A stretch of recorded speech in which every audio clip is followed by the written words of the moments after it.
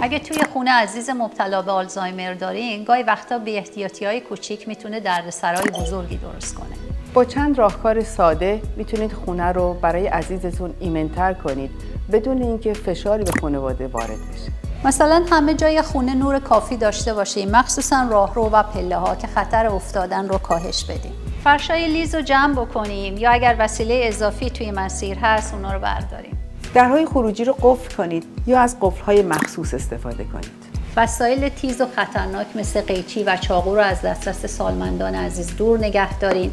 داروها رو توی محفظه مطمئن بذارین که قابل دسترسی نباشه. در کابینت‌ها رو برچسب بزنید تا پیدا کردن وسایل براشون آسان‌تر بشه. سالها تجربه به ما نشون داده که به کار بستن همین نکات کوچیک چقدر میتونه توی ایمنی بیمار و آرامش خانواده تاثیر داشته باشه.